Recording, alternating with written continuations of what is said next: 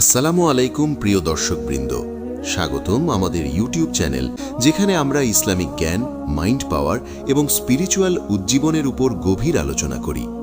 আজকের এই ভিডিওটি বিশেষভাবে রমজান মাসের গুরুত্বপূর্ণ বিষয় নিয়ে, যা প্রতিটি মুসলিম নারীর জন্য জীবন বদলে দেওয়ার ক্ষমতা রাখে। রমজান শুধু খাদ্য, পানীয় এবং নফল ইবাদতের মাস নয়, এটি আমাদের আত্মাকে পরিশুদ্ধ করার, সাওয়াব অর্জনের এবং আল্লাহর নৈকট্য জাগ করার একটি সুযোগ।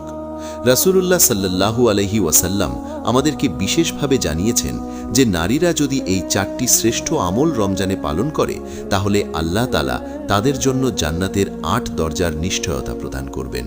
আমরা আজ সেই 4টি আমল নিয়ে বিস্তারিত আলোচনা করব, যাতে আপনি রমজানে আপনার ইবাদত এবং নেক আমল আরও গভীর এবং সুফলপ্রদ করতে পারেন। ভিডিওটি পুরোটা শেষ পর্যন্ত দেখুন, কারণ এখানে এমন তথ্য থাকবে যা হয়তো আপনি আগে কখনো জানেননি এবং যা আপনার রমজানকে বিশেষভাবে বরকতময় করে তুলবে। এই ভিডিওটি যদি আপনার ভালো লাগে, তাহলে দয়া করে লাইক বাটনে চাপ দিন, আপনার মতামত কমেন্টে লিখে আমাদের জানান, আপনার বন্ধু এবং পরিবারের সাথে শেয়ার করুন যাতে তারাও উপকৃত হন, এবং অবশ্যই চ্যানেলটি সাবস্ক্রাইব করুন এবং ঘন্টার আইকনটি অন করুন, যাতে নতুন নতুন ইসলামিক জ্ঞানভিত্তিক ভিডিওগুলোর আপডেট আপনি মিস না করেন। আমরা এখানে কেবল তথ্য দিয়ে থাকি না, আমরা চেষ্টা করি আপনাদের জীবনে প্রয়োগযোগ্য জ্ঞান পৌঁছে দিতে, যাতে আপনার প্রতিদিনের ইবাদত আরও ফলপ্রসূ হয়। এখন চলুন একে একে আমরা দেখব রমজানে নারীদের জন্য সেই 4টি শ্রেষ্ঠ আমল কি কি, কিভাবে এগুলো পালন করা যায়, এবং হাদিস ও কুরআনের আয়াতের আলোকে আমরা বুঝব আল্লাহ তাআলা কেন এগুলোকে এত গুরুত্বপূর্ণ মনে করেছেন। এই ভিডিওটি বিশেষভাবে নারীদের জন্য তৈরি করা হয়েছে, কিন্তু এর মধ্যে থাকা জ্ঞান প্রতিটি মুসলিমের জন্য শিক্ষণীয়। রমজানে নারীদের প্রথম শ্রেষ্ঠ আমল হল নামাজে ধারাবাহিকতা এবং পবিত্রতার সঙ্গে খোদার নৈকট্য অর্জন। নারীরা রমজান মাসে কেবল রোজা রাখেন না, তারা যদি 5 ওয়াক্ত নামাজ, বিশেষত রাতের নামাজে, তাহাজ্জুদে নিয়মিততা বজায় রাখেন, তাহলে এটি তাদের জন্য জান্নাতের দরজা খুলে দেয়।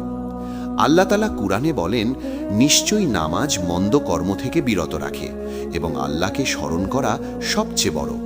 সূরা আনকাবুতের 45। এই আয়াতটি আমাদেরকে সরাসরি জানাচ্ছে যে নামাজের ধারাবাহিকতা শুধু ইবাদত নয়, বরং এটি আমাদের চরিত্র, ধৈর্য, আত্মসংযম এবং আল্লাহর নৈকট্য অর্জনের একটি মাধ্যম।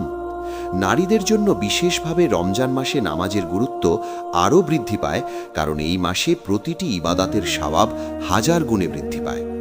রাসূলুল্লাহ সাল্লাল্লাহু আলাইহি ওয়াসাল্লাম বলেছেন, যে ব্যক্তি রমজানের দিনে বিশ্বাস ও আশার সঙ্গে রোজা রাখে, তার অতীত সকল পাপ ক্ষমা করা হয়।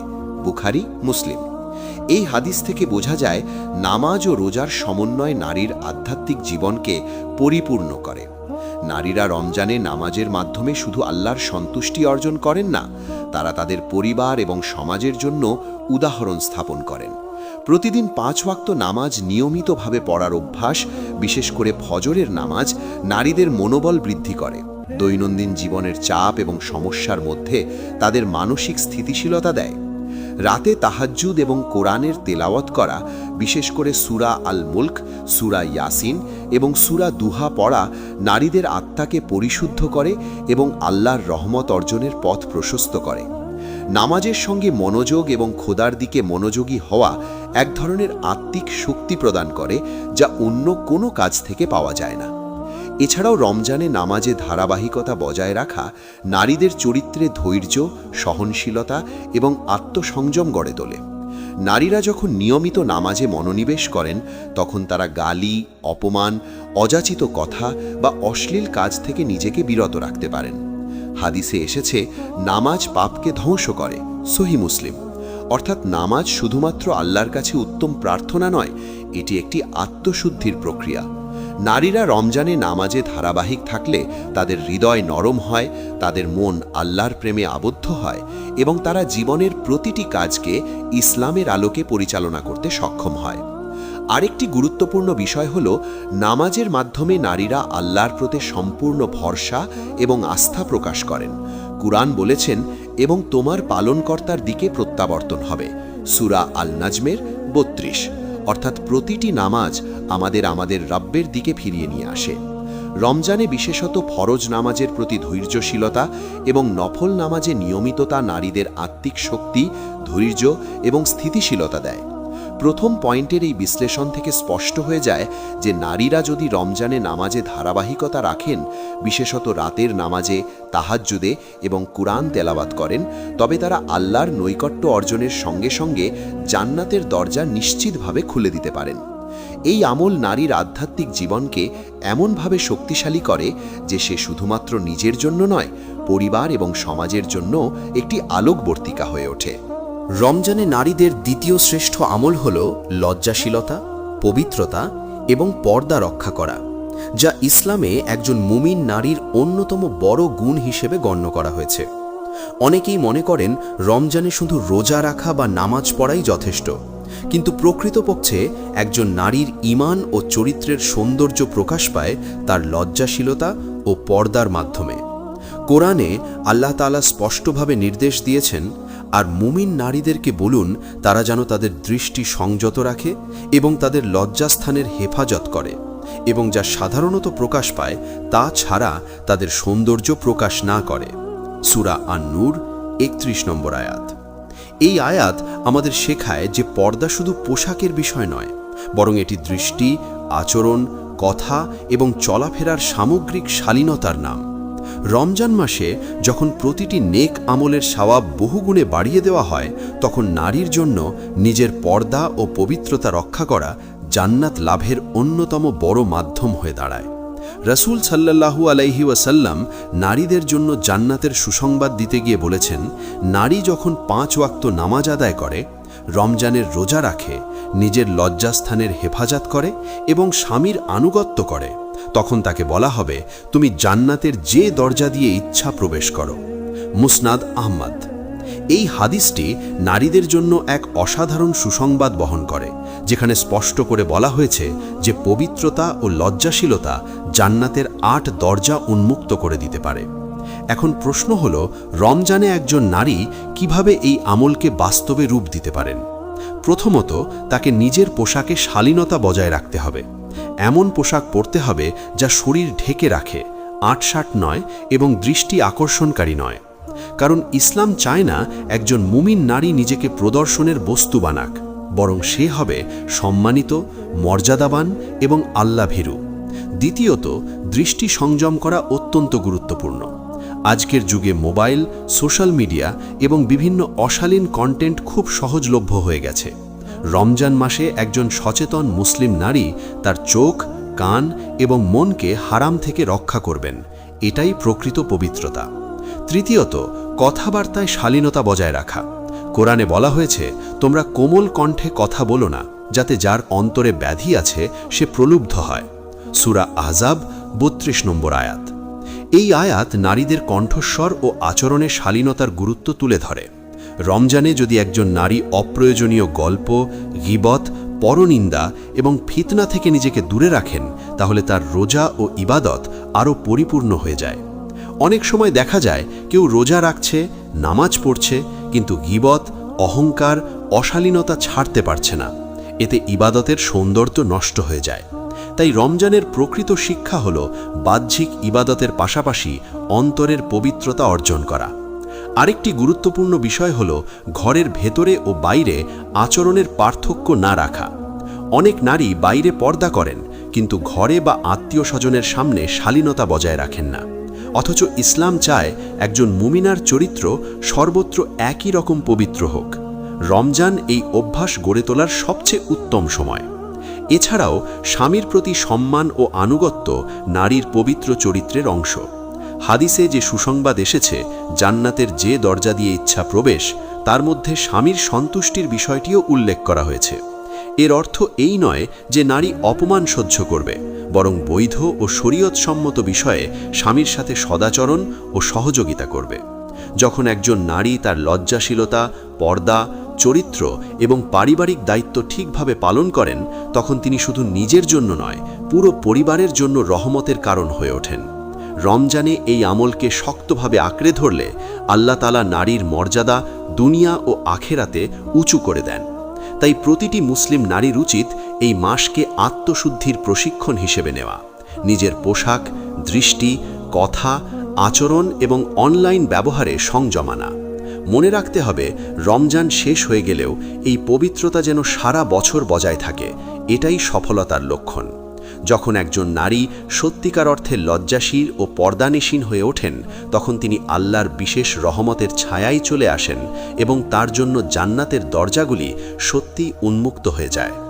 রমজানে নারীদের তৃতীয় শ্রেষ্ঠ আমল হল রোজাকে হেফাজত করা, অর্থাৎ শুধু না খেয়ে থাকা নয়, বরং চোখ, কান, জিহ্বা ও পুরো আচরণকে গুনাহ থেকে বাঁচিয়ে রাখা। অনেকেই মনে করেন রোজা মানেই শুধু ভোর থেকে সূর্যাস্ত পর্যন্ত খাবার ও পানীয় থেকে বিরত থাকা, কিন্তু ইসলামের দৃষ্টিতে এটি রোজার পূর্ণতা নয়। প্রকৃত রোজা হলো এমন রোজা যা মানুষের চরিত্র বদলে দেয়, তাকে আল্লাহ ভীরু বানায় এবং গুনাহ থেকে দূরে রাখে। আল্লাহ তাআলা কুরআনে বলেন, হে ঈমানদারগণ, তোমাদের উপর রোজা ফরজ করা হয়েছে, যেমন ফরজ করা হয়েছিল তোমাদের পূর্ববর্তীদের উপর, যাতে তোমরা তাকওয়া অর্জন করতে পারো। সূরা আল বাকারা 183। এই আয়াত স্পষ্ট করে দেয় যে রোজার মূল উদ্দেশ্য হল তাকওয়া, অর্থাৎ আল্লাহ ভীতি ও আত্মসংযম অর্জন করা। একজন নারী যদি রমজানে শুধু ক্ষুধা সহ্য করেন কিন্তু গীবত করেন, মিথ্যা বলেন, অশালীন কিছু দেখেন বা শোনেন, তাহলে তার রোজার আসল লক্ষ্য পূরণ হয় না। রাসূল সাল্লাল্লাহু আলাইহি ওয়াসাল্লাম সতর্ক করে বলেছেন, যে ব্যক্তি মিথ্যা কথা ও খারাপ কাজ ত্যাগ করল না, তার খাবার পানীয় ত্যাগ করার আল্লাহর কোনো প্রয়োজন নেই। সহিহ বুখারী। এই হাদিস আমাদের গভীরভাবে ভাবতে বাধ্য করে, আমাদের রোজা কি সত্যিই গ্রহণযোগ্য হচ্ছে, নাকি আমরা শুধু না খেয়ে থাকছি? রমজানে একজন সচেতন মুসলিম নারীর প্রথম দায়িত্ব হল নিজের জিহ্বাকে সংযত রাখা, কারণ জিহ্বার গুনাহ খুব সহজে হয়ে যায়। গীবত, পরনিন্দা, মিথ্যা, অভিযোগ, ঝগড়া ইত্যাদি। বিশেষ করে মহিলাদের আড্ডায় অনেক সময় অজান্তেই গীবত হয়ে যায়, যা রোজার সওয়াব নষ্ট করে দেয়। তাই রমজানে কথা বলার আগে ভাবা, অপ্রয়োজনীয় কথা কম বলা এবং বেশি বেশি জিকির করা, এগুলো রোজা হেফাজতের গুরুত্বপূর্ণ অংশ। দ্বিতীয়ত, দৃষ্টি সংযম করা জরুরি। আজকের যুগে মোবাইল স্ক্রিনই সবচেয়ে বড় পরীক্ষা। একজন নারী যদি রোজা রেখে অশালীন ভিডিও, নাটক বা হারাম কিছু দেখেন, তাহলে তার অন্তরের পবিত্রতা নষ্ট হয়ে যায়। রোজা শুধু পেটের নয়, চোখেরও রোজা আছে, কানেরও রোজা আছে। তৃতীয়ত, রাগ নিয়ন্ত্রণ করা। রমজানে ছোট ছোট বিষয়ে রাগ, ঝগড়া বা উচ্চস্বরে কথা বলা রোজার সৌন্দর্য কমিয়ে দেয়। হাদিসে এসেছে, রোজা ঢাল স্বরূপ, অতএব তোমাদের কেহ যখন রোজা রাখে, সে যেন অশ্লীল কথা না বলে এবং ঝগড়া না করে। যদি কেহ তার সাথে ঝগড়া করে, সে যেন বলে, আমি রোজাদার। বুখারী ও মুসলিম। এই হাদিস নারীদের জন্য বিশেষ শিক্ষা বহন করে, কারণ সংসার জীবনে বিভিন্ন পরিস্থিতিতে ধৈর্য ধরা বড় ইবাদত। একজন নারী যদি রমজানে ধৈর্য, নীরবতা ও সহনশীলতা অনুশীলন করেন, তাহলে এটি তার চরিত্রকে অসাধারণভাবে শক্তিশালী করে তোলে। আরেকটি গুরুত্বপূর্ণ দিক হল সময়ের সঠিক ব্যবহার। অনেক সময় দেখা যায় রোজার দিনে অতিরিক্ত ঘুম, অপ্রয়োজনীয় মোবাইল ব্যবহার, সিরিয়াল বা বিনোদনে সময় নষ্ট হয়ে যায়, অথচ রমজানের প্রতিটি মুহূর্ত মূল্যবান। একজন বুদ্ধিমান মুসলিম নারী এই সময়কে কোরআন তেলাওয়াত, জিকির, দোয়া ও নফল ইবাদতে ব্যয় করবেন। বিশেষ করে ইফতারের আগে সময়টি দোয়া কবুলের অন্যতম সেরা সময়, এটি অনেকেই অবহেলা করেন। তৃতীয় আমলের আরেকটি অংশ হল নিয়তের বিশুদ্ধতা। রোজা রাখতে হবে একমাত্র আল্লাহর সন্তুষ্টির জন্য, লোক দেখানোর জন্য নয়। হাদিসে কুদসিতে আল্লাহ তাআলা বলেন, রোজা আমার জন্য আর আমি এর প্রতিদান দেব। বুখারী। এই ঘোষণা রোজার মর্যাদা কত উঁচু তা বুঝিয়ে দেয়। একজন নারী যদি আন্তরিকতার সাথে রোজা রাখেন এবং গুনাহ থেকে নিজেকে হেফাজত করেন, তাহলে তার জন্য জান্নাতের দরজা সত্যিই সহজ হয়ে যায়। তাই রমজানের প্রকৃত সফলতা হল রোজা আমাদেরকে বদলে দিক, আমাদের চোখকে হালাল দেখায় অভ্যস্ত করুক, আমাদের জিহ্বাকে জিকিরে ব্যস্ত রাখুক, আমাদের হৃদয়কে নরম করুক এবং আমাদের চরিত্রকে সুন্দর করুক। যে নারী এভাবে তার রোজাকে হেফাজত করে সে শুধু একটি মাসের ইবাদতকারিণী নয়, সে হয়ে ওঠে আল্লাহর প্রিয় বান্দি, যার জন্য জান্নাতের দরজাগুলি উন্মুক্ত হওয়ার সুসংবাদ রয়েছে। রমজানে নারীদের এই 4টি শ্রেষ্ঠ আমল নিয়ে আজকের আলোচনা এখানেই শেষ করছি। প্রিয় বোনেরা, মনে রাখবেন, রমজান শুধু একটি মাস নয়, এটি আত্মশুদ্ধির একটি ট্রেনিং ক্যাম্প, একটি সুযোগ যেখানে আমরা চাইলে নিজেদের সম্পূর্ণ বদলে ফেলতে পারি। রাসূল সাল্লাল্লাহু আলাইহি ওয়াসাল্লাম যে সুসংবাদ দিয়েছেন, একজন নারী যদি নামাজ আদায় করে, রোজা রাখে, নিজের পবিত্রতা রক্ষা করে এবং স্বামীর সাথে সদাচরণ করে, তাহলে তাকে জান্নাতের যে দরজা দিয়ে ইচ্ছা প্রবেশ করতে বলা হবে। এটি কোনো সাধারণ কথা নয়, এটি প্রতিটি মুমিন নারীর জন্য বিশাল সম্মান এবং অনুপ্রেরণা। তাই আজকের পর থেকে আমরা শুধু আবেগে নয়, পরিকল্পনা করে রমজান কাটাবো।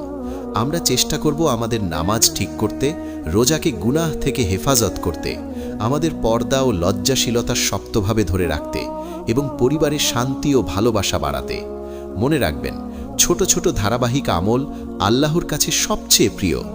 আপনি হয়তো ভাবছেন, আমি তো পারবো না, আমার পক্ষে কঠিন, কিন্তু শয়তান সবসময় এমনই ওয়াসওয়াসা দেয়। আপনি আজ থেকেই শুরু করুন, অল্প দিয়ে শুরু করুন, কিন্তু থামবেন না। যদি এই রমজান আমাদের জীবন না বদলায়, তাহলে কবে বদলাবে? যদি এই পবিত্র মাসেও আমরা নিজেদের সংশোধন না করি, তাহলে সুযোগ হাতছাড়া হয়ে যাবে। তাই এখনই নিয়ত করুন, এই রমজান হবে আমার জীবনের টার্নিং পয়েন্ট, আমার ইবাদতের নতুন শুরু। প্রিয় দর্শক, ভিডিওটি যদি আপনার হৃদয়ে সামান্য হলেও নাড়া দিয়ে থাকে, তাহলে দয়া করে লাইক করুন, আপনার মূল্যবান মতামত কমেন্টে লিখুন। আপনি এই 4টি আমলের মধ্যে কোনটি আগে শুরু করবেন তা আমাদের জানান এবং ভিডিওটি আপনার প্রিয়জনদের সাথে শেয়ার করুন, যাতে তারাও উপকৃত হতে পারে।